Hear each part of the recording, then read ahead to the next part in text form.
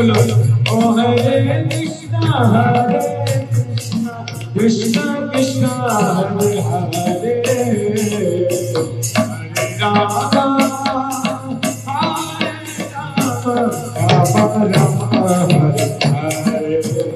हरे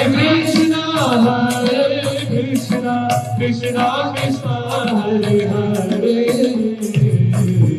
हरे राम राम राम हरे बोले ओ हरे कृष्णा चुप बैठे कोई बोलेंगे बोले नहीं कोई मुझे मिल रहा है भागना नहीं उसे बोलिए हमारा हरे कृष्णा हरे कृष्णा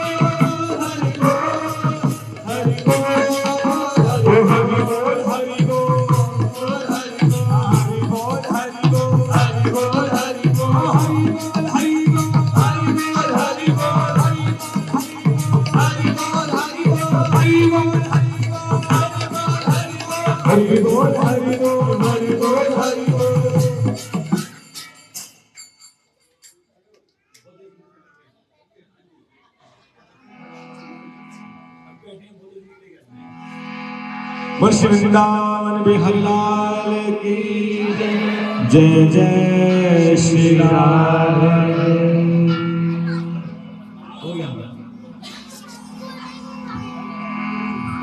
ओ हरि बोल हरि बोल हरि हरि बोल हरि बोल हरि बोल हरि हरि बोल गोविंद माधव गोविंद बोल गोविंद माधव गोविंद बोल केशव माधव हरि हरि बोल केशव माधव हरि हरि बोल हरे केशव माधव हरि हरि बोल केशव हरि हरि बोल हरि बोल हरि बोल हरि बोल। पीछे वाले कोई नहीं बोल रहे, सब चुप बैठे हैं। हाथ उठा के बोलिए, हाथ उठाइए, दोनों हाथ उठाइए। पता नहीं हिंदी आ रही है, नहीं समझ, दोनों हाथ उठाइए, लाउड बोलिए, हरि बोल हरि बोल हरि बोल हरि बोल हरि बोल हरि बोल। मुकुंद माधव गोविंद मुकुंद माधव गोविंद हरि केशव माधव हरि हरि बोल हरि केशव माधव हरि हरि बोल हरि हरि बोल हरि हरि बोल हरि हरि बोल हरि हरि बोल। सब लोग खड़े हो जाओ, फिर से खड़े हो एक बार, प्रभु जी का आदेश है, सब खड़े हो जाइए। अरे खड़े हो जाइए, दोबारा से थक गई सेंटर। और दोनों हाथ को उठाकर श्री ठाकुर जी को स्मरण करते हैं, उस स्वर में गान करना है। दोनों हाथ उठा के धूपते हुए मुकुंद माधव गोविंद मुकुंद माधव गोविंद हरि केशव माधव हरि हरि बोल हरि केशव माधव हरि हरि बोल हरि केशव माधव हरि हरि बोल हरि केशव माधव हरि हरि बोल। हरे कृष्ण कृष्ण कृष्ण हरे हरे हरे राम राम राम हरे हरे हरे कृष्ण कृष्ण कृष्ण हरे हरे हरे राम राम राम हरे हरे। हरे कृष्ण कृष्ण कृष्ण कृष्ण हरे हरे हरे राम राम हरे हरे हरे कृष्ण कृष्ण कृष्ण हरे हरे हरे राम राम हरे हरे। कृष्ण कृष्ण कृष्ण हरे हरे हरे राम राम राम हरे कृष्ण कृष्ण कृष्ण हरे हरे हरे राम राम हरे जय राधे श्री राधे जय राधे श्री राधे। हाथ आगे प्रेम से पुकारिए, जय राधे श्री राधे राधे श्री राधे जय राधे श्री राधे जय राधे श्री राधे।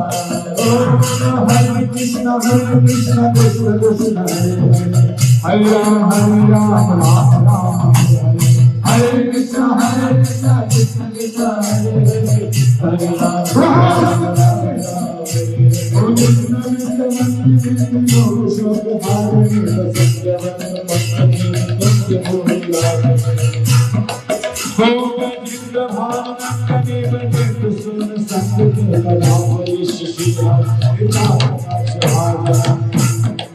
एक बार हाथ है गिलो से बोलना, श्री राधे श्री राधे श्री राधे श्री राधे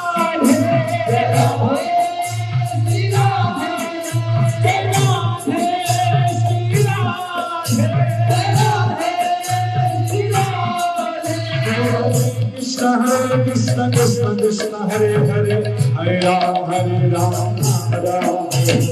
हरे कृष्ण कृष्ण कृष्ण हरे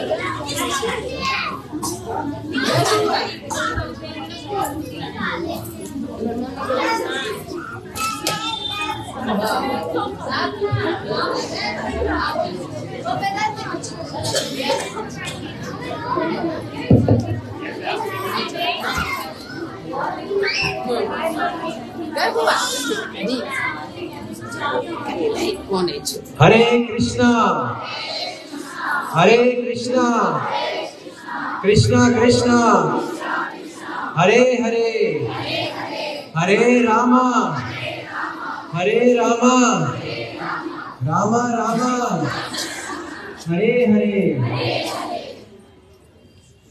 ओम अज्ञानतिमिरान्धस्य ज्ञानाञ्जनशलाकया चक्षुरुन्मीलितं येन तस्मै श्री गुरुवे नमः।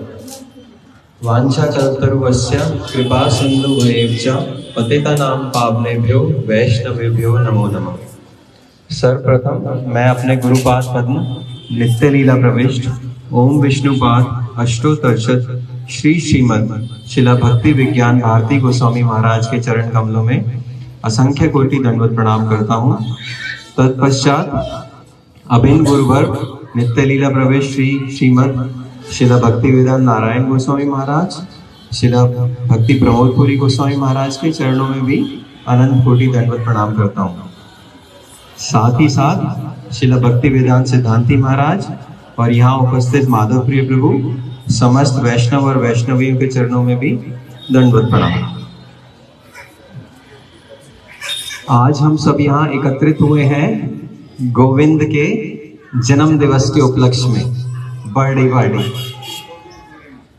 प्रभु जी कह रहे हैं गोविंदपुरी में गोविंद का बर्थडे मनाने के लिए। Very good.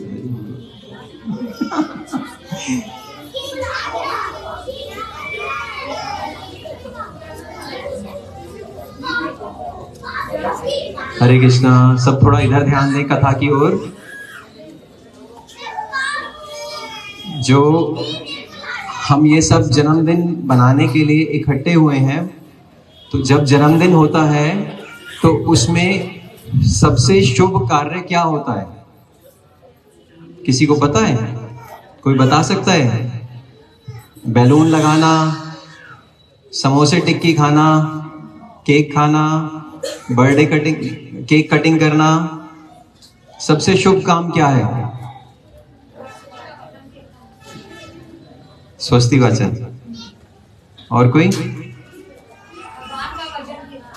भगवान का वचन कीर्तन। शास्त्रों में आता शुभस्य च शीघ्रम। और सबसे शुभ काम या मंगल काम क्या है? जैसे हम किसी भी अच्छे उत्सव को प्रारंभ करने से पहले, विवाह करने से पहले सब लोग एक कीर्तन सा कराते हैं अपने घर में। कोई और, तो हम सब क्या करते हैं कि भगवान को स्मरण करते हैं, भगवान का भजन करते हैं, उनसे हम एक आशीर्वाद प्राप्त करना चाहते हैं कि इस बालक के पीछे सब कुछ मंगल हो, या इस बालक का सर्वदा ही मंगल हो। तो उसके लिए भगवान का कीर्तन, श्रवण, स्मरण, उससे ज्यादा अच्छा कुछ है नहीं। अगर किसी भी समय पे आप देखेंगे तो भगवान का भजन ही सबसे सर्वोत्तम कार्य है। तो आज इन माताओं ने गोविंद के जन्मदिन के उपलक्ष्य में भी यहाँ पर एक कथा कीर्तन ही रखा है। बहुत से लोग किसी का बर्थडे मनाने के लिए होटल में पार्टी कर देंगे, बहुत से लोग उस दिन लोगों को मांस सर्व करेंगे, मदिरा पान कराएंगे। क्या वो अच्छा कार्य है, शुभ कार्य है? किसी जानवर को मार के खुद भी खाना, दूसरे को खिलाना, ये शुभ कार्य है? ये तो शुभ नहीं है। मदिरा पिलाना जिससे उसके बाद वो अपने होश में ना रहे, ऊट पटांग हरकतें करे, ड्राइविंग करे, किसी को मारे, खुद भी अपने होश नहीं पता और क्या करे। तो सबसे अच्छा कार्य क्या है जो इन दीदी ने करा या प्रभु जी ने करा? भगवान का नाम संकीर्तन। भगवान का नाम ऐसा है जैसे हम बोलते हैं मंगल भवन हारी। तो हम क्यों बोलते हैं? क्योंकि भगवान के नाम में ही सब कुछ मंगल है, मंगल ही मंगल है। इससे ज्यादा मंगल किसी और चीज में किसी को समझ आता है? तो हम सबको इन दीदी का धन्यवाद देना चाहिए कि उन्हों के कारण हम लोगों को सबको एक भजन कीर्तन का सुअवसर मिल सका। और इस भाग दौड़ वाली जीवन में जब हमारे पास समय ही नहीं है, उन्होंने इस प्रकार से वैष्णवों को आमंत्रित करा। ठाकुर जी को भोग लगाया हुआ प्रसाद आप सबको खाने को मिलेगा। मैं ज्यादा बोलना आता नहीं है, बाकी प्रभु जी बोलेंगे। वाञ्छाकल्पतरुभ्यश्च कृपा सिन्धुभ्यैव च पतितानां पावनेभ्यो वैष्णवेभ्यो नमो नमः।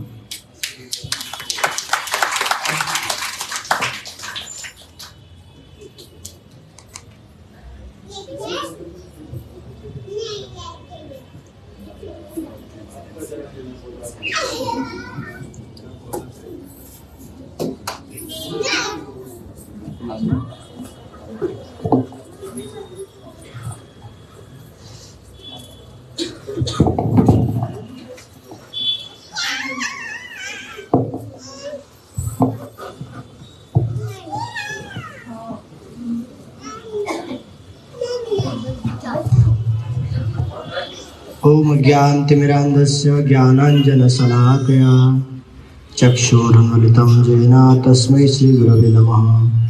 वाञ्छाकल्पतरुभ्यश्च कृपासिन्धुभ्यैव च पतितानां पावनेभ्यो वैष्णवेभ्यो नमो नमः। श्री कृष्ण चैतन्य प्रभु नित्यानंद, श्री अद्वैत गदाधर शिवासदि श्री गौर भक्तवृंद। हरे कृष्णा कृष्णा कृष्णा हरे हरे, हरे राम राम राम हरे हरे।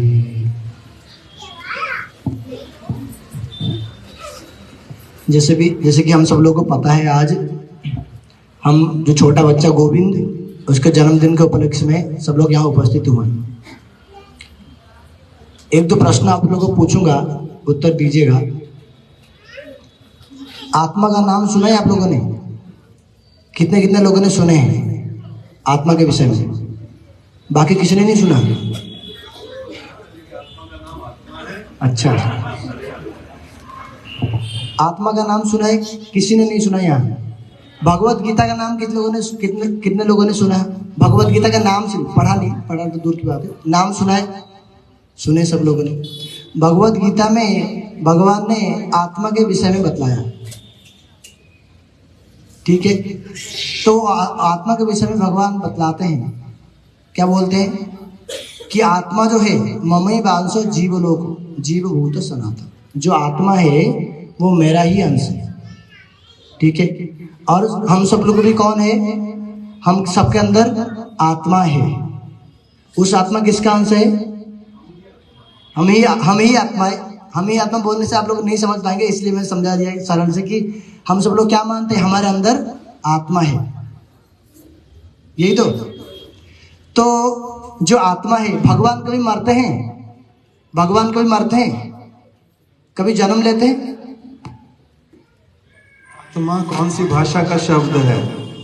हिंदी का है, अंग्रेजी का है, पंजाबी का है, संस्कृत का है? आत्मा शब्द कौन सी भाषा का है? नहीं पता। आत्मा अंग्रेजी का शब्द है? नहीं। उर्दू का? नहीं।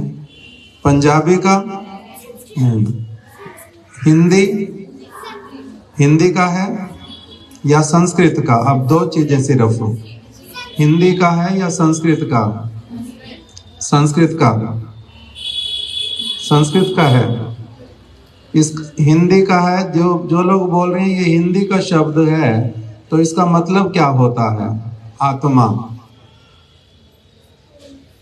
आत्मा संस्कृत का शब्द है, और उसको अगर हिंदी में अनुवाद करें तो उसका अर्थ होता है मैं।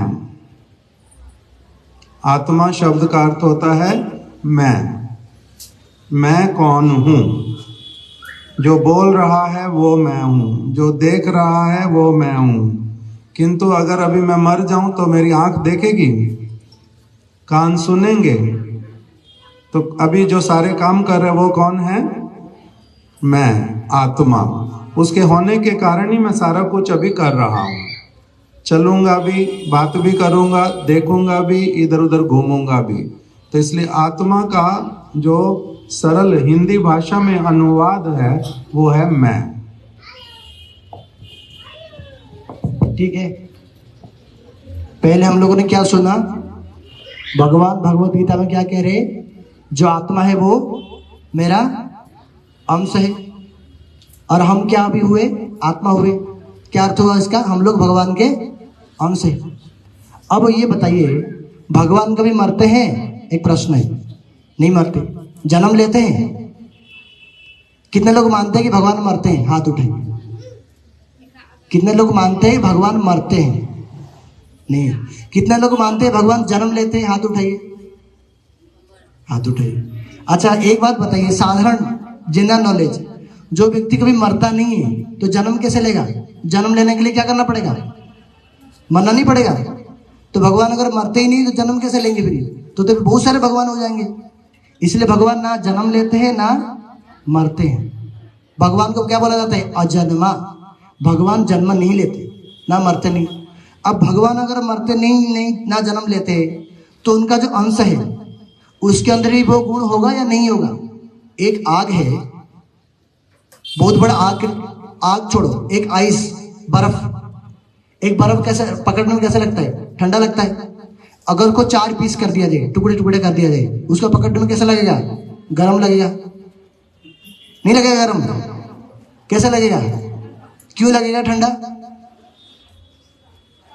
उस कारण से उस बर्फ के अंदर जो जो गुण होगा उस टुकड़े के अंदर होगा कि नहीं?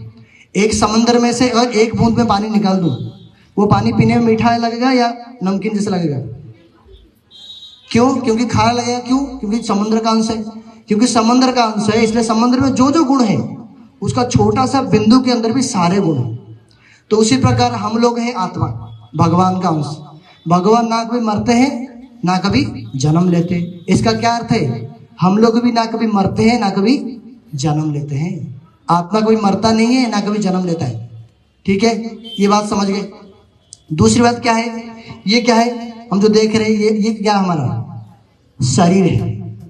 जो शरीर है वो किससे बनी है? मिट्टी, पानी, अग्नि, वायु और आकाश, 5 चीजें हैं।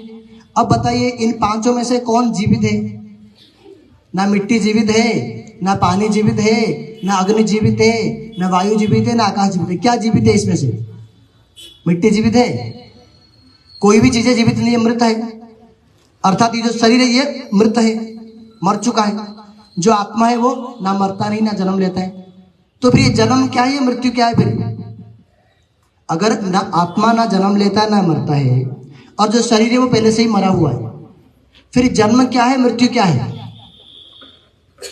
जन्म क्या है, मृत्यु क्या है, इसके विषय में बतलाते हैं। जन्म किसका होता है, मृत्यु किसका होता है? अरे आत्मा तो मरता भी नहीं, ना जन्म लेता है। शरीर तो पहले से ही मरा हुआ है, तो फिर जन्म कौन लेता है? कौन जन्म लेता है? हम किसको जन्म मानते हैं?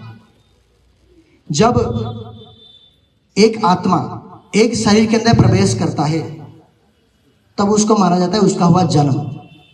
और जब उस आत्मा उस शरीर को छोड़ करके जाता है तो उस प्रोसेस को माना जाता है मृत्यु। और उस जन्म से लेकर के मृत्यु तक, अर्थात शरीर में प्रवेश करने से लेकर के शरीर छोड़ने तक जो अवधि है, जो समय है, उसको क्या कहते हैं? जीवन। उस व्यक्ति जीवित रहा 60 साल तक। क्या अर्थ हुआ? उसका जो आत्मा उस शरीर में से प्रवेश करने तक, शरीर से निकलने पर्यंत जितना समय हुआ वो हुआ 60 साल। और विशेष करके क्या जन्म लेता है? हमारा शास्त्र कहते हैं जन्म और मृत्यु हमारा कर्मों का होता है, ना कि किसी शरीर का, ना कि किसी आत्मा का। इस चीज को हम लोग समझेंगे। कैसे कर्मों का होता है? हम लोग के अंदर क्या हम लोग भी आत्मा है? एक बिल्ली के अंदर भी आत्मा है, एक कुत्ते के अंदर भी आत्मा है, एक घोड़े के अंदर भी आत्मा है, एक गधे के अंदर भी आत्मा है। उस आत्मा और हमारा आत्मा कोई अंतर है कि नहीं? हम तो मनुष्य का आत्मा है, इसलिए हम जब भी मरेंगे तो मनुष्य ही बनेंगे। वो कुत्ते की आत्मा है, जब भी मरेगा तो कुत्ता ही होगा। कोई अंतर है दोनों में? कोई भी अंतर नहीं है। अगर कोई भी अंतर नहीं है तो फिर मैं क्यों मनुष्य हूं, वो क्यों कुत्ता है? अगर आत्मा दोनों सेम है तो एक आत्मा कुत्ता के शरीर में क्यों प्रवेश करता है, एक आत्मा मनुष्य के शरीर में क्यों प्रवेश करता है? क्यों प्रवेश करता है? कर्मों के कारण। इस जगत जो चल रहा है, पूरे जगत किसके द्वारा चल रहा है? अपने कर्मों के द्वारा ही चल रहा है। हम लोग जैसा जैसा कर्म करेंगे वैसा वैसा हमको शरीर मिलेगा, वैसा वैसा जन्म हमारा होगा। ठीक है, इसीलिए इस जन्मदिन के अवसर पर हमारे गुरुजी कहते थे, जन्मदिन के अवसर पर क्या करनी चाहिए? ये नहीं सोचनी चाहिए चलो बड़ा अच्छा हुआ, मैं तो 10 साल का हो गया, मैं तो 20 साल का हो गया, मैं तो 30 साल का हुआ, आज तो मैं क्या करूंगा? फेस्टिवल करूंगा, आज तो मैं त्योहार बनाऊंगा। नहीं, हुआ क्या है?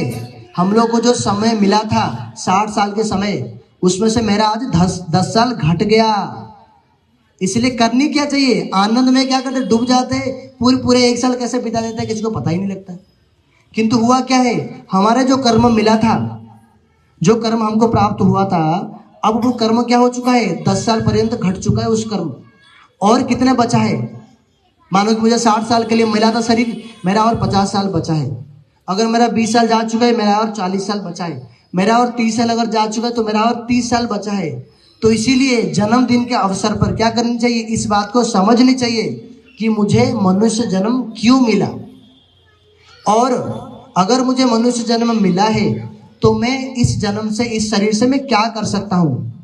और मेरा जो 20 साल जा चुका है, बाकी जो 40 साल बचा है, उस 40 साल का मैं कैसे सबसे अधिक अच्छी तरह से उपयोग कर सकता हूँ, यूटिलाइज कर सकता हूँ। इस बात को सोचने के लिए ही जन्मदिन हर साल एक बार आते। भगवान एक बार क्या करते हैं? हम लोगों को याद दिलाने के लिए कि अरे भाई, अभी घड़ा में से पानी एक एक बूंद क्या कर रहा है? टपक रहा है। घड़ा कब खाली हो जाएगा? हर घड़ा तो खाली होना ही है। इसीलिए अभी मेरा घड़ा में से 60 बूंद पानी था, अब 20 बूंद पानी टपक चुका है। अब सोचो करना क्या है अब 40 बूंद के पानी में। इसीलिए हम वास्तविक रूप में क्या है? हम लोग तो कभी मरते ही नहीं। जो आत्मा है कभी भी नहीं मरता, और जो ये जो शरीर प्राप्त हुआ है ये कभी जिंदा था ही नहीं, ये तो मरा ही चीज है। तो इसलिए जो चीजें मरा हुआ है, शरीर है, उस मरा हुआ चीज के पीछे सारे समय गवा देने से जो जीवित आत्मा है उसका बहुत बड़ा नुकसान होता है, बहुत बड़ा हानि होता है। इसीलिए जो मरा हुआ शरीर है, उस शरीर भगवान हमें दिए हैं कुछ अच्छा काम करने के लिए, उसको प्रॉपर यूटिलाइज करने के लिए, जो कि भगवान हमको याद दिलाते हर वर्ष हमें याद दिलाते। देखो शरीर मरा हुआ है, हम तुम जीवित हो, अब देख लो इस मरा हुआ शरीर का तुम कैसे उपयोग करते हो। तो इसीलिए क्या करनी चाहिए? वास्तविक रूप में जो बुद्धिमान व्यक्ति होंगे, हमारे गुरुजी कहते थे, वो इस बात को सब समय सोचेंगे कि आज मेरा जन्मदिन तो है ही, आज मैं इस वर्ष, पिछले वर्ष पूरा साल मैं इस शरीर का कैसे उपयोग किया, मैं इस शरीर को कैसे लगा करके क्या किया, मेरे आत्मा का क्या मैंने कल्याण किया अब तक पिछले साल में। नहीं तो क्या होगा, जिसके लिए हम लोग पूरे पूरे जीवन के लिए प्रयास करते हैं, जिसको सजाने के लिए, जिसको रखने के लिए हम लोग पूरा जीवन लगा लेते हैं, दांव पे लगा लेते हैं, क्या ये चीज़ें हमारे साथ कभी रहेगा?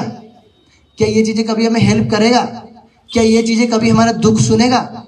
कि चीज़ें अर्थात ये शरीर, जब इस जन्म के बाद अगर मुझे कुत्ता बिल्ली होना पड़ जाएगा, तो अगर मैं आकर के इस शरीर के पास अगर आकर रोऊं कि अरे तेरे लिए तो मैं इतना कुछ किया पूरा जीवन, अब तो मुझे हेल्प कर ले, अगर मैं रोऊंगा तो ये शरीर क्या उठ करके मुझे कुछ हेल्प करेगा उस समय कि नहीं तू तो इतना तो किया था, तो मैं तुझे कुछ तो हेल्प कर लेता हूँ? इसीलिए क्या करे, नहीं करेगा। क्यों? क्योंकि इसके अंदर इमोशन है ही नहीं, इसके अंदर जीवन ही नहीं है। तो इसलिए इस बात को हम लोग को समझनी ही चाहिए कि वास्तविक रूप में जन्म किसे कहते और मृत्यु किसे कहते। जब हम लोग जो जो कर्म कर रहे हैं इस जगत में, इस शरीर प्राप्त करने के बाद जो जो कर्म कर रहे हैं, जब उस कर्म को किसी दूसरे शरीर में, इस शरीर तो छोड़ना ही पड़ेगा, जब उस कर्मों को लेकर के किसी दूसरे शरीर में हमारे साथ हमारे कर्मों को प्रवेश कर दिया जाएगा, उस समय बोला जाएगा कि हमारा जन्म हुआ। और जब उस सारे कर्म खत्म होने के बाद दोबारा उस आत्मा को निकाल करके उस शरीर से जब अलग रख दिया जाएगा, तब कहा जाएगा तब क्या कहा जाएगा, मृत्यु हो जाएगा। अर्थात उस कर्म का उस शरीर के साथ मृत्यु हो गया। तो यह आत्मा और जन्म और मृत्यु का विषय है। हमारे गुरु वर्ग लोग, वैष्णव लोग ऐसा बोलते हैं। तो इसीलिए आज बच्चा का तो जन्मदिन है ही है, किंतु हम सब लोग का भी जन्मदिन आता है साल में एक बार। इसीलिए उन बच्चा का कैसे जन्मदिन अपने उनकी माता जी ने उस बच्चा का जन्मदिन कैसे पालन किए। माता जी बहुत बुद्धिमान है, इसीलिए पहले से ही बच्चा का शुरू से ही पहला जन्मदिन होगा शायद, शुरू से ही क्या किया माता ने, शुरू से ही क्या किया कि जिस चीज के लिए, जिसमें सबसे अधिक कल्याण होता है मेरी आत्मा का, मेरे बच्चा का आत्मा का, उस कार्य में ही माता जी ने उस जन्मदिन को व्यतीत किया, जो कि हमारे लिए एक सीख है।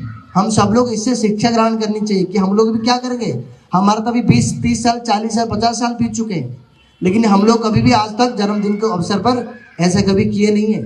कभी जन्मदिन में इस बात को कभी स्मरण किए नहीं है, मैं इस जगत में आया क्यों, मुझे मनुष्य जन्म मिला ही क्यों, बाकी किसी दूसरे व्यक्ति को पशु जन्म क्यों मिला है, और इस जन्म का कैसे मैं सबसे अधिक लाभ उठाऊंगा। कभी भी हम लोगों ने इस बात का सोचे नहीं है, जो कि क्या करनी चाहिए, सोचना ही चाहिए। इसीलिए माता को बहुत बहुत धन्यवाद है। माता ने क्या किया, उनके पुत्र के जन्मदिन के माध्यम से हम सब लोग को भगवान का नाम श्रवण करने का, भगवान का कीर्तन करने का अवसर प्रदान किया, जो कि इस आत्मा के लिए, हमारे शरीर में जो आत्मा है, जो कि हमारे शरीर के अंदर आत्मा के लिए सबसे श्रेष्ठ लाभकारी वस्तु, सबसे अधिक लाभ आत्मा के लिए इसी काम में होता है। अगर भगवान का नाम किया जाए, भगवान का नाम श्रवण किया जाए, साधु का संग किया जाए, तब सबसे अधिक लाभ हमारा आत्मा का होता है। इसीलिए जन्मदिन का अवसर एक बहुत बड़ा अवसर माना जाता है। इसलिए इतना बड़ा अवसर पर इतने बड़े लाभकारी क्रिया माता जी ने किया। इसीलिए क्या है, माता जी को बहुत बहुत धन्यवाद। आप सब लोगों को माता जी के लिए भी एक थोड़ा ताली दीजिए। इसीलिए हमारा शास्त्र कहते हैं क्या करनी चाहिए, सब समय ही भगवान का नाम कीर्तन करनी चाहिए। सब समय ही, जितना अधिक से सब, वैसे तो सब समय ही करना चाहिए भगवान का नाम कीर्तन, किंतु अगर हम लोग बहुत अधिक काम से व्यस्त हैं, लेकिन तब भी अपना प्रयास करनी चाहिए कि जितना अधिक से अधिक हो पाए मैं क्या करूं, भगवान का नाम ग्रहण करूं, भगवान के भक्तों का संग करूं। विशेष करके ये जो जन्मदिन है, इस अवसर में क्या बार बार हमको रिमाइंड करता है कि हम लोगों को कैसे क्या करनी चाहिए, अपना समय का सदुपयोग करनी चाहिए। यही कह करके मैं अपना वाणी को विराम देता हूँ। वांछा कल्पतरुभ्यश्च कृपा सिंधु भैवश्च पतितानां पावनेभ्यो वैष्णवेभ्यो नमः।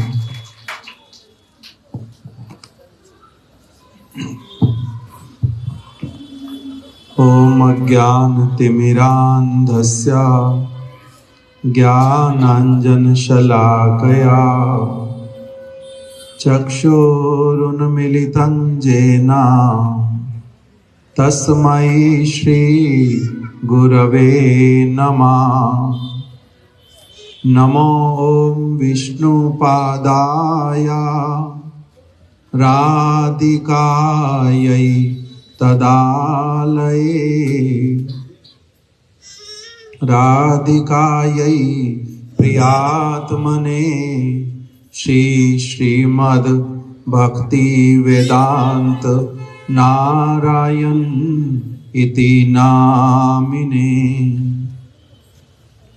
वाञ्छाकल्पतरुभ्यश्च कृपा सिन्धुभ्य एव च पतितानां पावनेभ्यो वैष्णवेभ्यो नमो नमः। श्री कृष्ण चैतन्य प्रभु नित्यानंद श्री अद्वैत गदाधर श्रीवासादि गौर भक्त वृंद। हरे कृष्णा कृष्णा कृष्णा हरे हरे, हरे राम राम राम हरे हरे। मैं सबसे पहले अपने गुरुदेव के श्री चरण कमलों में प्रणाम करता हूँ।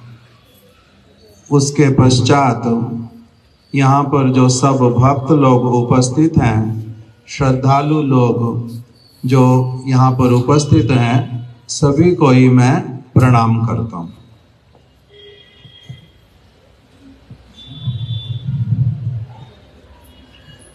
हम लोगों ने अभी थोड़ा थोड़ा कुछ कथा को श्रवण किया। समय में से मेरे को लगता है हो गया है ना। मैं देरी से आया हूँ, बहुत समय ऐसे आप लोगों का हो गया है पूरा, किंतु तब भी 5-7 मिनट 10 मिनट मैं कुछ ना कुछ बोलता हूँ अपने आप को ही पवित्र करने के लिए। भगवान की कोई भी वार्ता अगर करते हैं, भगवान के विषय में कुछ भी बात करेंगे, उसमें क्या होता है, अपना ही परम मंगल होता है, अपना ही उसमें पवित्रता होता है। और दूसरा कोई व्यक्ति अगर उसको सुन लेता है, उसका भी उसी में मंगल होता है। अर्थात ये ऐसी चीज है जिसमें कभी किसी का भी अमंगल होता ही नहीं, मंगल ही मंगल होता है। भगवान श्री कृष्ण, भगवान श्री रामचंद्र, भगवान कहने का मतलब ही होता है ऐसे तो जो अजन्मा हैं, जिनके माता पिता नहीं होते, उनके उल्टा सभी लोग संतान होते हैं। हम सभी कौन हैं? भगवान की संतान हैं। भगवान के माता पिता अगर हों तो फिर हो गया कि वो भगवान नहीं हुए। भगवान कहने का अर्थ ही होता है जिनसे सभी का जन्म होता है, जो सभी के प्रभु हैं, जिनसे सब कुछ प्रकटित होता है, पूरी सृष्टि जिनसे आती है, तभी तो उनको भगवान कहते हैं ना। भगवान का अर्थ जिनसे पूरी सृष्टि आती है। तो अभी फिर वही भगवान जो हैं इस जगत में जब आते हैं तो उनका जन्म होता है या नहीं होता? भगवान श्री कृष्ण चंद्र, उनके माता पिता कौन हैं? कृष्ण की माता का नाम क्या है? देवकी और यशोदा। और उनके पिताजी का नाम क्या है? नंद बाबा और वसुदेव जी। वसुदेव देवकी वो लोग मथुरा में रहते थे, और इधर नंद बाबा और यशोदा माता ये गोकुल में रहते थे। कृष्ण के माता पिता ही कहलाते हैं ना। भगवान रामचंद्र के माता पिता कौन है? उनके माता का क्या नाम है? कौशल्या देवी। और उनके पिता का नाम क्या है? महाराज दशरथ। यही है ना? भगवान रामचंद्र जी के माता पिता हैं, भगवान श्री कृष्ण चंद्र के भी माता पिता हैं। तो भगवान होने पर भी, अजन्मा होने पर भी वो जन्म क्यों लेते हैं? माता पिता को धारण क्यों करते हैं? इस जगत में भी धारण करते हैं माता पिता को, दिखलाने के लिए कि माता पिता बच्चे के किस प्रकार के शुभ चिंतक होते हैं, बच्चे का हर प्रकार से कैसे मंगल चाहते हैं। जिस दिन से पता चला कि माता गर्भवती हैं, उसी दिन से ही क्या होता है? माता और पिता और जो उनके सारे शुभ चिंतक होते हैं वो सभी क्या कहते हैं कि हमारा जो ये बच्चा गर्भ में आया ये ठीक रहे, बच्चे का ठीक से जन्म हो, बच्चे का शुभ लग्न में जन्म हो, बच्चे का हर प्रकार से मंगल हो, यही चाहते हैं ना। और जब जन्म होता है उस समय भी क्या करते हैं? सब प्रकार की ऐसी बातें सोचते हैं और ऐसे सारे काम करते हैं जिससे कि बच्चे का सब प्रकार से सब समय के लिए मंगल ही मंगल हो। यही तो सभी लोग सोचते हैं ना नहीं सोचते? सोचते हैं। इसीलिए नंद बाबा यशोदा माता ने जब कृष्ण का जन्म हुआ तब उन्होंने क्या किया? नंद कृष्ण का जन्म किस समय हुआ था? कृष्ण का जन्म जो है किस समय हुआ था? रात में 12 बजे। यही तो बताते हैं ना सभी लोग, रात को 12 बजे कृष्ण का जन्म हुआ, अर्धरात्रि, अर्धरात्रि में जन्म हुआ। उसके बाद में फिर अगला दिन जो आया, जिस दिन जन्म हुआ उस दिन था अष्टमी, इसलिए उसको कहते हैं जन्माष्टमी, कृष्ण जन्माष्टमी। अगला दिन जब आया तब क्या किया वहां पर नंद बाबा ने अपने घर में? जानते हैं? नहीं? जो उनके घर में महोत्सव हुआ, उत्सव हुआ, उसका क्या नाम है? नंद उत्सव। नंद बाबा के घर में बहुत बड़ा उत्सव हुआ। उत्सव का मतलब वहां पर सारे ब्रजवासी लोग आकर के एकत्रित हो गए, सारे ब्रजवासी आ गए। और उसमें बहुत सारे ब्राह्मण लोग, जो सारे ब्रज में रहते थे, सभी ब्राह्मण लोग आ गए, वंदी लोग आ गए, मतलब कि जो वंदना करते हैं, भगवान को पुकारते हैं, कुल के जो पुरुष हैं उनका नाम बतलाते हैं। नृत्य करने वाले आ गए, वो नृत्य करेंगे, गान करने वाले आ गए। जो उन नंद बाबा के 4 और भाई हैं, चारों भाई आ गए, उनकी चारों भाभियां आ गई, उनके नंद बाबा के माता पिता, यशोदा माता के माता पिता, उनके भाई, मामे, चाचे, गांव के सारे लोग इकट्ठे हो गए एक साथ में। और सब लोग क्या कर रहे हैं? बधाई दे रहे हैं। नंद बाबा बधाई हो, यशोदा तेरे को बधाई हो, यशोदा तेरे को बधाई हो। सभी लोग आकर के क्या कर रहे हैं? बधाइयां दे रहे हैं। नंद बाबा को बधाई देते हैं, यशोदा माता को बधाई देते हैं, परस्पर में बधाई देते हैं। नाना जो है वो किसको बधाई देता है? जो कृष्ण के दादाजी हैं, पर्जन्य महाराज, उनको बधाई दे रहे हैं, एक दूसरे को बधाई दे रहे हैं, उपहार लेकर के आए हैं। नंद बाबा फिर सभी को उपहार दे रहे हैं। किस लिए कर रहे हैं ये सारा का सारा काम? बहुत बड़ा महोत्सव हुआ, नंद महोत्सव। अभी तक भी सारे स्थानों पर जहाँ जहाँ कृष्ण के भक्त रहते हैं, सभी लोग ये क्या करते हैं? जन्माष्टमी तो मनाते ही मनाते हैं, जन्माष्टमी का उत्सव तो करते ही करते हैं, नंद उत्सव जो है उससे भी बड़ा करके करते हैं, उसमें बड़ा आनंद मनाते हैं, सब प्रकार की शुभ मंगलमय चीजें करते हैं। क्या करते हैं उस दिन? खीर, जलेबी, पूड़ी, लड्डू, पुआ, जशोमती घर आनंद हुआ। जियो श्याम लाला, जियो श्याम लाला, पीली तेरी पगड़ी रंग काला। उस दिन कृष्ण को सबसे पहले जो वस्त्र पहनाए वो पहनाए पीले रंग के। श्याम वर्ण है उनका, देखने में कैसे हैं कृष्ण? श्याम मतलब काला। कैसे वाला काला? घन श्याम, मेघ के जैसे काले। मेघ जिस प्रकार के होते हैं वैसे वाला काला, किंतु काला कहने से ही वो खराब वाले काले नहीं, वो इतना मनमोहक है, इतना उसमें से ज्योति निकलती है कि जो उनको देखता है बार बार मन में आता है कि हमारे इस बच्चे को, हमारे इस लाला को नजर ना लग जाए। इसीलिए सभी लोग क्या करते हैं? उसकी बलाइयां लेते हैं कि इसके ऊपर अगर कोई अलाएं आए, बलाएं आए, कोई इसके ऊपर आफत आए, कोई इसको नजर लगाए, वो सारा कुछ हमें लग जाए, इसको ना लगे। इस प्रकार से सभी ब्रजवासी लोग बड़े प्रसन्न होकर के उन्होंने वहां पर नृत्य किया, गान किया और उन्होंने विष्णु को पुकारा।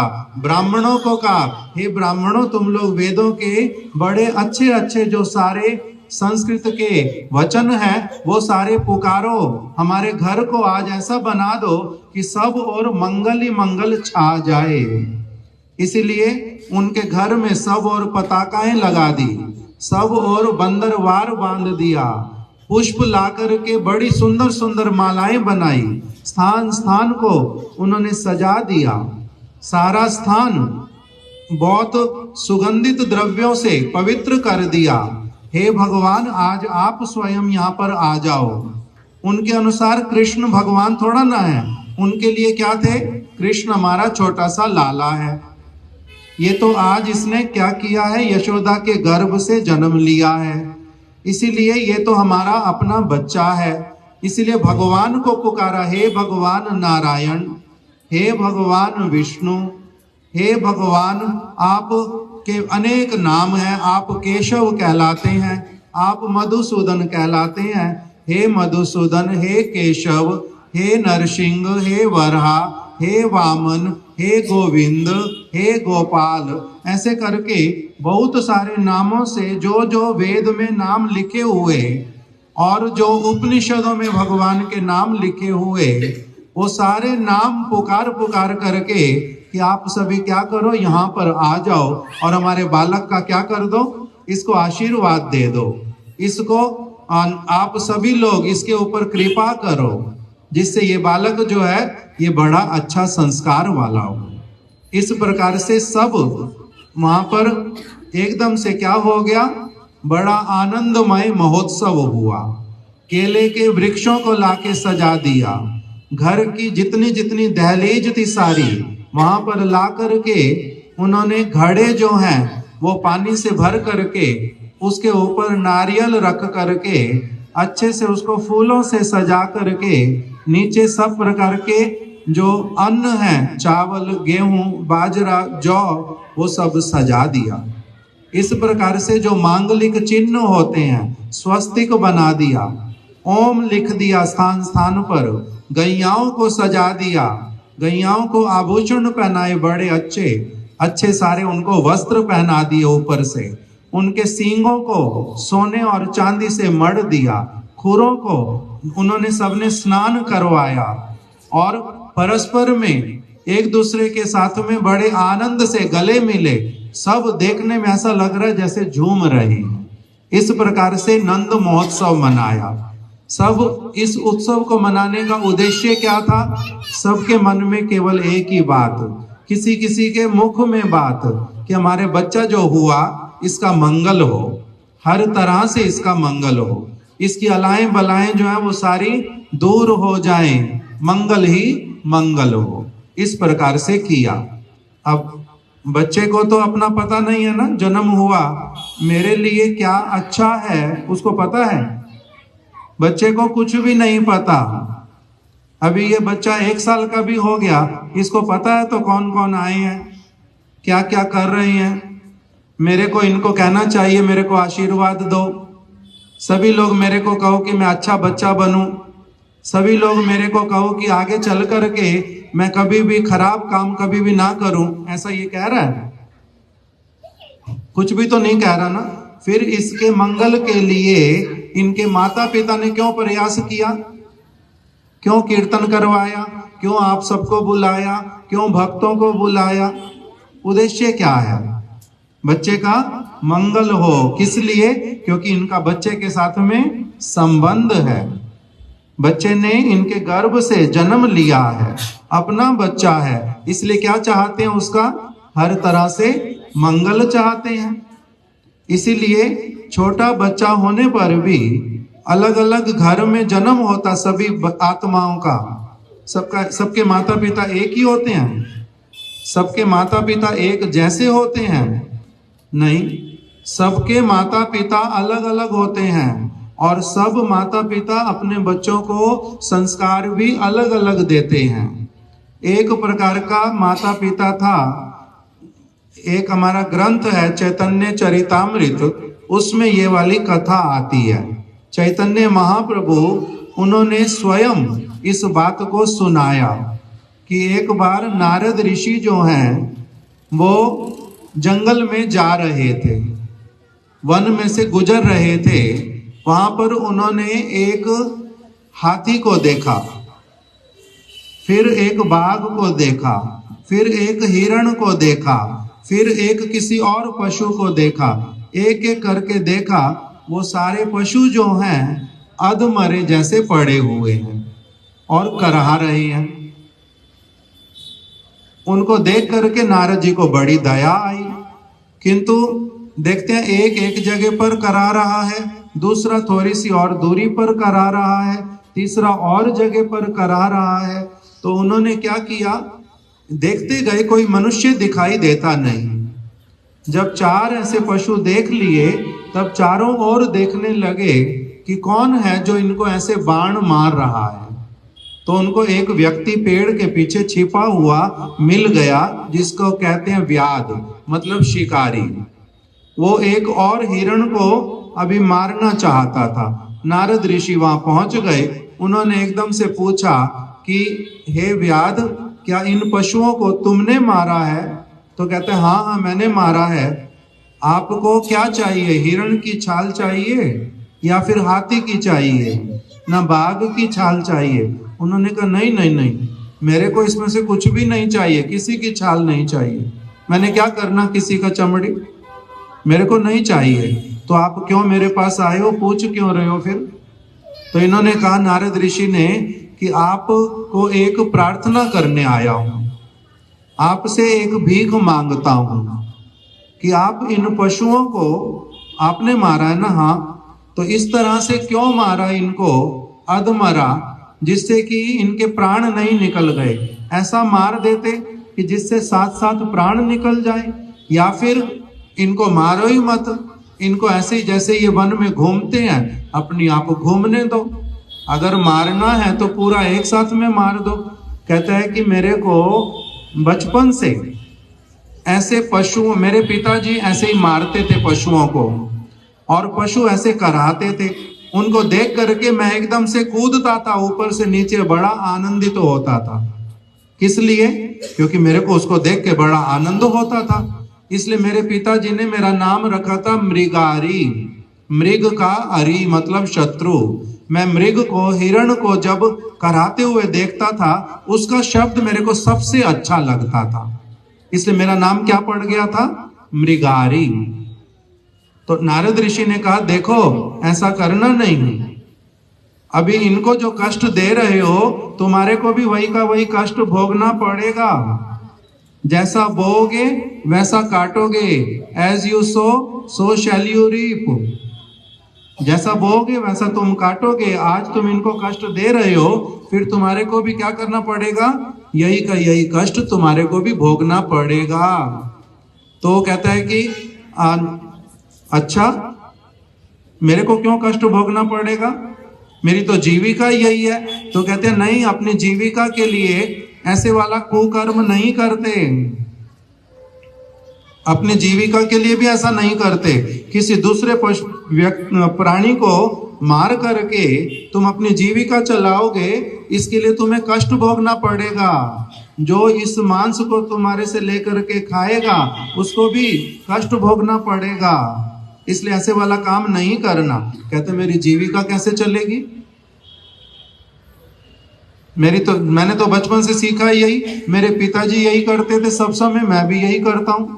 तो इसीलिए नारद जी ने दिखला दिया उसको। जल लिया नारद जी ने, सिद्ध महापुरुष थे, उन्होंने जल लिया अपने हाथ में, उसको मंत्र पढ़ करके जैसे ही छोड़ा, उसी में साथ साथ में जितने पशुओं को इस व्याध ने आज तक मारा था सारे आकाश में आकर के खड़े हो गए, लाल लाल आंखें, और एकदम से इसको खाएंगे अभी जैसे।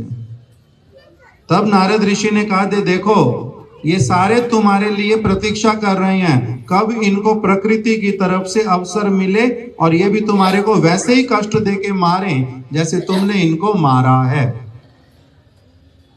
तब वो भयभीत हुआ, तब बोलता है मैं क्या करूं? तब नारद ऋषि ने कहा जे आज से क्या करो, कान पकड़ करके कहो आर नारे बाप, आर नारे बाप। आज के बाद मैं ये काम नहीं करूंगा, नहीं करूंगा। पहले कान पकड़ के उठक बैठक करवाई, उसके बाद में कहा धनुष तोड़ दो, अपने धनुष को तोड़ दो, बाण को फेंक दो। तो कहते मेरी जीविका कैसे चलेगी? उन्होंने कहा इसकी चिंता मत करो, मैं व्यवस्था करूंगा, इसकी चिंता नहीं करो। तब उसने अपना धनुष और बाण तोड़ करके फेंक दिया, विश्वास किया। तब नारद ऋषि ने उसको भगवान का नाम दिया, व्याध वो वाला साधु बन गया। अभी पहले जो संस्कार मिला था वो कहां से मिला था? माता पिता से। तो इसी प्रकार से उसको ये ऐसे वाले माता पिता क्यों मिले? जो व्याध थे, जो पशुओं को मारते थे, जो पशुओं को खाते थे, पशुओं को बेचते थे, ऐसे वाले माता पिता उसको क्यों मिले? अपने पिछले जन्मों के संस्कारों से। बच्चे के अपने पिछले जन्म के संस्कार भी होते हैं, किंतु माता पिता साथ में अगर इस जन्म उस अपने कर्मों के अनुसार माता पिता मिलते हैं। किसी को बहुत अच्छे संस्कार वाले माता पिता मिलते, किसी किसी के माता पिता अच्छे संस्कार वाले नहीं मिलते। किसी का पिता चोर होता है, किसी का पिता मांस खाने वाला होता है, किसी के माता पिता बहुत प्रकार से लोगों को कष्ट देने वाले होते हैं। अलग अलग प्रकार के माता पिता। किंतु अब ये बच्चे को देख करके, जैसे हमारे रमणी मोहन प्रभु ने बताया, बच्चे को देख करके क्या लगता है कि इनकी माता जी जब भगवान का भजन करना चाहती, कीर्तन करना चाहती हैं और प्याज लहसुन नहीं खाते, अंडा नहीं खाते, मछली नहीं खाते, मांस नहीं खाते, तो इसका अर्थ क्या है? बच्चे का कुछ अच्छा संस्कार इसलिए ऐसे माता के, ऐसे पिता के पास में पहुंचा है। यही तो एक तो ये वाली बात हो गई। अभी फिर इसके अब बच्चे को नहीं पता कि मेरे को अच्छे संस्कार दिए जाएंगे या बुरे दिए जाएंगे। ये किसके हाथ में है? माता पिता के हाथ में। माता पिता अपनी तरफ से जितना हो सकता है बच्चे को अच्छे संस्कार दें, उसी से क्या होता है? अपना भी मंगल होता है और बच्चे का भी मंगल होता है। भले ही अभी बच्चे को कुछ भी नहीं पता, किंतु तब भी कुछ ना कुछ ऐसे करते करते करते करते संस्कार बनते हैं। उसी उद्देश्य से यहाँ पर क्या करते हैं? कथा और कीर्तन करते हैं, भगवान का नाम लेते हैं। इसीलिए भगवान इस जगत में आए। नंद बाबा यशोदा माता को अपना माता पिता बनाया और दिखाया जब बच्चे का जन्म होता है माता पिता को क्या करना चाहिए। इसीलिए कृष्ण का जब भी जन्म आता, माता पिता क्या करते थे? सारे ब्राह्मणों को बुलाना और जितने साधु लोग हैं उनको बुलाना और भगवान का नाम कीर्तन करना। और बार बार उल्टा साधुओं को बोलते थे। उनके घर पर आए थे एक साधु, उनका नाम था गर्गाचार्य। गर्गाचार्य जब उनके घर पर आए तब उन्होंने क्या किया? नंद बाबा ने गर्गाचार्य के चरणों में प्रणाम किया, साष्टांग दंडवत लेट करके उनके चरणों में प्रणाम किया और प्रणाम करके कहने लगे, हे महात्मन, आपने बड़ी कृपा की, आप हमारे घर पर आए। मैं तो ऐसा वाला गृहस्थ हो गया हूं कि मैं अपने आप से साधु के आश्रम में भी नहीं जाता। जहां पर कोई अच्छी वार्ता सुनने को मिलेगी, अच्छा कोई काम करने के लिए मिलेगा, मैं वहां भी कभी नहीं जाता। आप कृपा करके अपनी आप से आ गए। आपने बड़ा मेरा मंगल किया, आपने बड़ा मंगल किया। कौन सा श्लोक है ये वाला? महद विचलनम निर्नाम गृहिणाम देन चेतसाम। आप महद व्यक्ति, आप श्रेष्ठ व्यक्ति, आप अपनी आप से, अपने आश्रम में आपके किसी चीज का अभाव नहीं है। आपके आश्रम में खाने की अच्छी से अच्छी वस्तुएं हैं, रहने की बड़ी अच्छी सुविधा है, किंतु तब भी आप सारा कुछ छोड़ करके कहाँ आ गए? हमारे घर पर आ गए।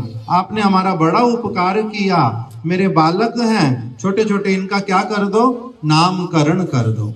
इस प्रकार से उन्होंने साधुओं को अपने घर पर बुलाया, निमंत्रण किया, उनके चरण धुलाए, चरण जल पिया और उनको कहने लगे कि आप हमारे को कोई सद उपदेश करो, जिससे हमारा क्या हो? सब प्रकार से मंगल हो, सब प्रकार से मंगल हो। इस प्रकार से उन्होंने भगवान ने अपने स्वयं ही माता पिता के माध्यम से सारे लोगों को ये वाली शिक्षा दी कि जन्म दिवस आने पर और कोई भी महोत्सव आने पर किस प्रकार से उसका पालन करना चाहिए। चलो, हरे कृष्णा कृष्णा कृष्णा हरे हरे, हरे राम राम राम हरे हरे। यहाँ पर बहुत सारे भक्त लोग भी हैं, तिलक किया हुआ बहुत सारे भक्तों ने, है ना। जेपी प्रभु को तो मैं जानता हूँ नाम से, बाकी किसी को भी नाम से नहीं जानता हूँ, किंतु सब लोगों को ही प्रणाम। हरे कृष्णा।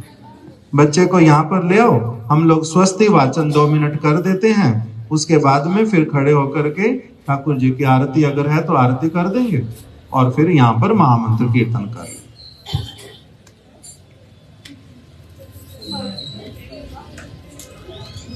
सभी लोग बोलो मेरे पीछे पीछे साथ साथ में।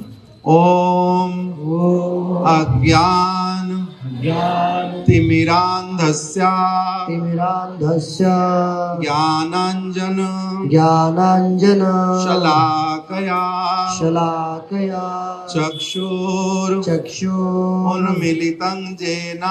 उन्मिलितं येन तस्मै श्री गुरवे नमः। आप सभी लोग खड़े होकर के आगे आ जाओ। हमारे प्रभु जी लोग आपके हाथ में थोड़े थोड़े पुष्प दे देंगे और हम लोग कुछ वैदिक जो मंत्र हैं वो पढ़ेंगे। उसके द्वारा उन मंत्रों का प्रभाव इन पुष्पों में आ जाता है और भगवान से ही प्रार्थना करते हैं कि बालक का हर प्रकार से, उनके माता पिता का सब प्रकार से मंगल हो। इसी भावना से फिर इनके ऊपर ही हम लोग ये वाले पुष्प दे देंगे बाद में। ले अब मेरे को वो स्वस्ति वाचन दो।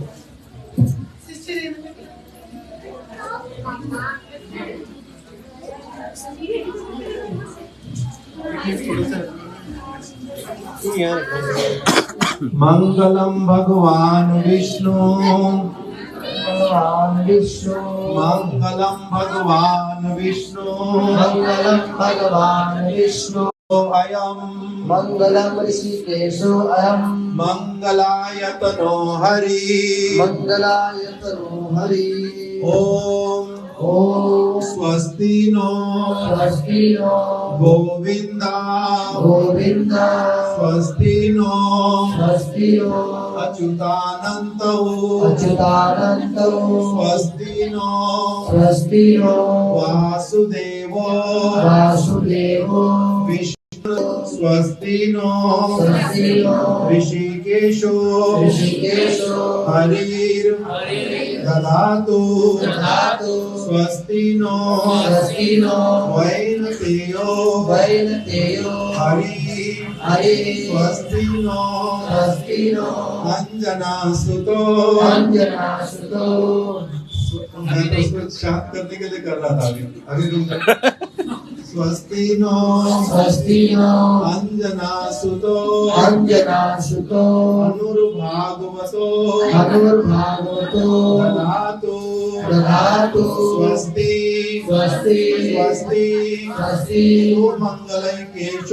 सुमंगलैकेशो महान श्री कृष्ण सच्चिदानंद घना सर्वेश्वरेश्वरो दधातु। श्री कृष्ण भगवान की जय। मैं बोलूंगा कृष्ण, आप बोलेंगे कृष्ण। मैं बोलूंगा गोविंद, आप भी बोलना गोविंद। कृष्णा गोविंदा मधुसूदना दामोदर गोपीनाथ गोविंद मदन मोहन गोपाल नंद नंदन यशोदा नंदन राधा नाथ गोपीकांत हरे कृष्णा कृष्णा कृष्णा कृष्णा हरे हरे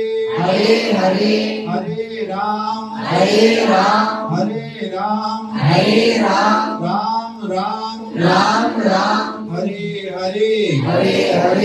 राधा रानी की ललिता सखी की शाखा सखी की चंपक लता सखी की चित्रा सखी की देवी की रंग देवी की तुंग विद्या की रूप मंजरी की रति मंजरी की गिरिराज गोवर्धन की यमुना महारानी की वृंदावन धाम की राधा कुंड की श्याम कुंड की गंगा महारानी की समस्त भक्त वृंद की धाम वृंदावन धाम की गौर प्रेमानंदे हरि हरि बोल। श्री चैतन्य महाप्रभु की श्री नित्यानंद प्रभु की श्री अद्वैताचार्य प्रभु की श्री गदाधर पंडित की श्रीवास पंडित की गौर प्रेमानंदे हरे कृष्णा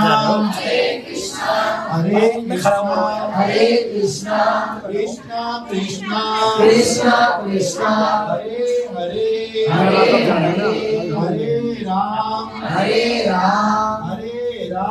हरे राम राम हरे कृष्णा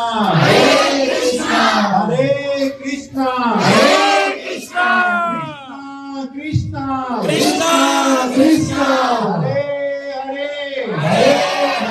हरे राम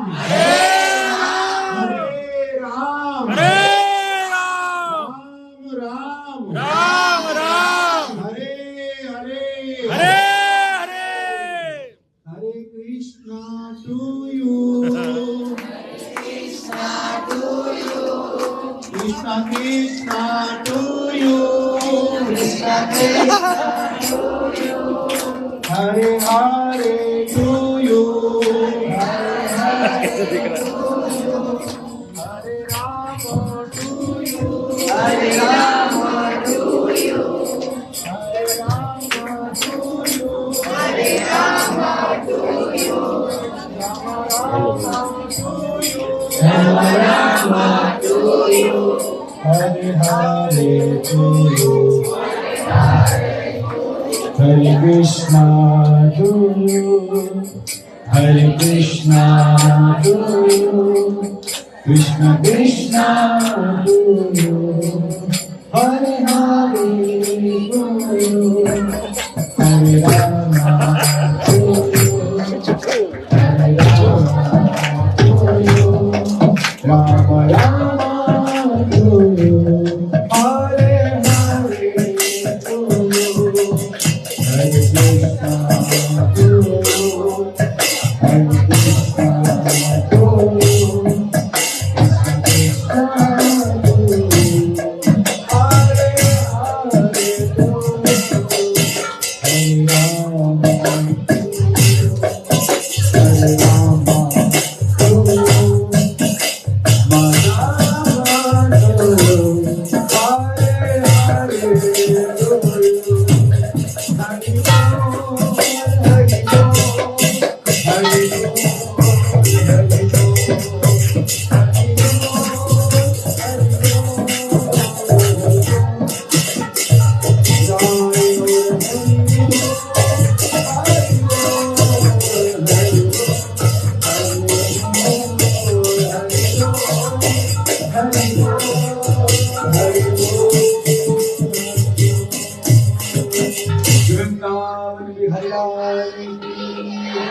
जय जय श्री राम, जय जय श्री राम, जय जय श्री राम, श्याम हरे।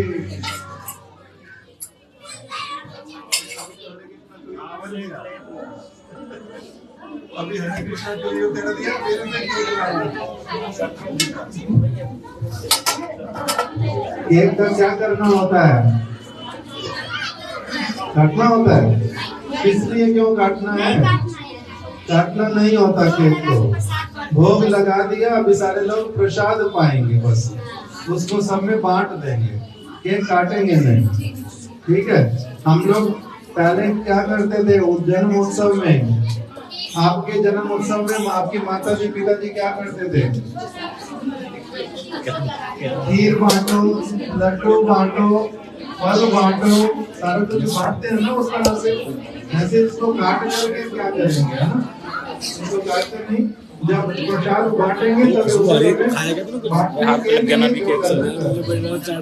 कृष्णा हरे कृष्णा कृष्ण कृष्ण हरे हरे, हरे राम हरे राम, राम राम हरे हरे।